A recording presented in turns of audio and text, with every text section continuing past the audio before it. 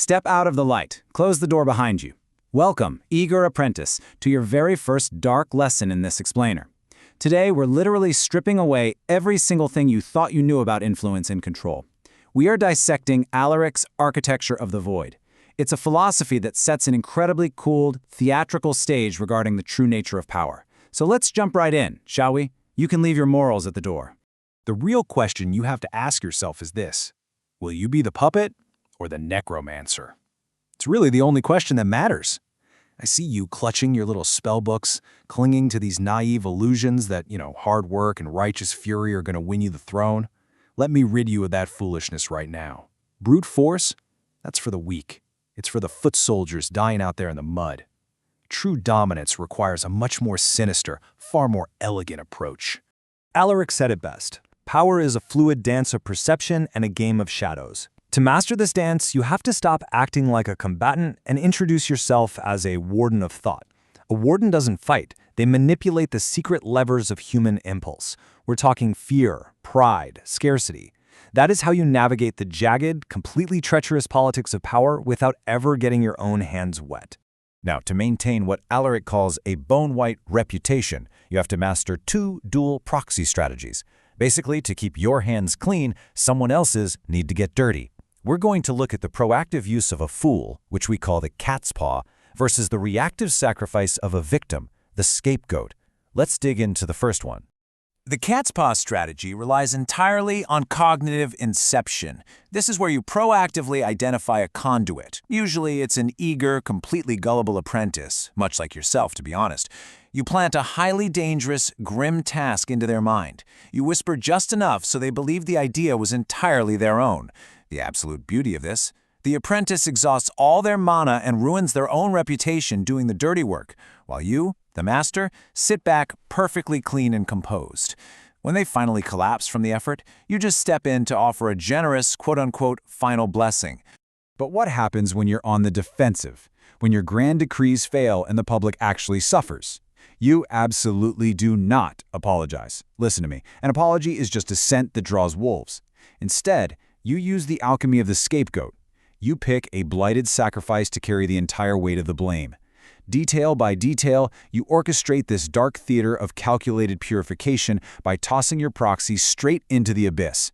It perfectly grounds the dangerous lightning of public hatred and completely restores your untouchable aura of perfection.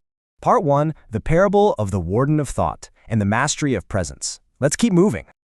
To forge your obsidian mirror, which is a tool to view the world as a cold chessboard instead of a garden, you have to master the law of the empty chair. Listen carefully to this, apprentice. Alaric realized that if you're always present, you become common. By strategically withdrawing from the king's council for 3 full moons, he forced the entire court to obsess over his absence. They literally built a monument of importance to him in their own minds. So when he finally returned, his simplest, most mundane words were suddenly treated as absolute oracles. The crucial takeaway here, the core tenet you need to whisper to yourself at night, is scarcity-driven deification. In the Architecture of the Void, your value is entirely a function of your strategic unavailability. The less they see you, the more divine you become. Part 2, the 3 prologues, covering the descent into self-erasure. Follow me down. To actually wield this kind of power, you can't stay a fragile creature. You have to follow me down into the crypts of your own ambition. It's a literal 2-step descent. First, you enter the Library of Echoes, and second, you descend to the Forge of the Hollowed Soul. These aren't places of comfort. They are exactly where you unmake yourself to become something unbreakable. In the Library of Echoes, we learn a truly terrible lesson. Why bother arguing with an enemy when you can just give them nothing? The human mind is a frantic architect. When you deny people an answer, when you weaponize your silence, they will build their own scaffolds of terror. They'll imagine you know their deepest, darkest secrets. They will literally destroy themselves from the inside out, panicked by the very void you've handed them. Right, so once you've mastered silence, you step into the Forge of the Hollowed Soul. Memorize this truth: an expressive face is nothing but a target for a blow. You have to coldly craft the iron mask of the courtier. You must undergo a strategic self-erasure, become a ghost in your own skin, completely transforming yourself into pure, adaptive utility. Leave absolutely no true heart inside for an enemy's blade to find. Part 3.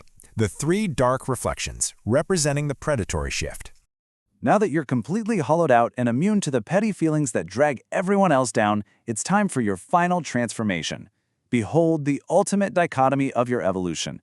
On the left, we have defensive mirroring, acting as the king's shadow, a pure survival tactic. And on the right, predatory seduction, the vampire's invitation, the dark art of luring your prey. You have to understand both to complete your training. First, just to survive the executioner's axe, you have to act as the king's shadow. You are not the sun. The sun is a massive target. You function solely as the moon. You perfectly reflect your superior sun, making them feel brilliant and powerful. And while they're totally blinded by their own reflected glory, you're quietly, invisibly manipulating the long shadows they cast. But eventually, survival just isn't enough, is it? You discard that non-violent mirroring and embrace the vampire's invitation. This is where you craft a facade so dangerously beautiful, so irresistibly glamorous, that you don't even need to hunt your victims. You simply wait, projecting an illusion of everything your prey desires, until they willingly surrender and literally beg for the bite. Let the chilling finality of this wash over you. If you can master the empty chair, if you can weaponize your silence, erase your heart, and seduce your enemies, you aren't just surviving the storm anymore. You are the true predator. You secretly command the lightning. So, my eager student, we've reached the end of our explainer. I'll leave you with one final, rather sinister ultimatum. Will you step forward and command the void? Or will you realize, far too late, that you're just the gullible cat's paw I've been grooming, the fool I'm planning to sacrifice tomorrow? The choice, or at least the illusion of it, is yours. Study these lessons well. Your survival absolutely depends on it.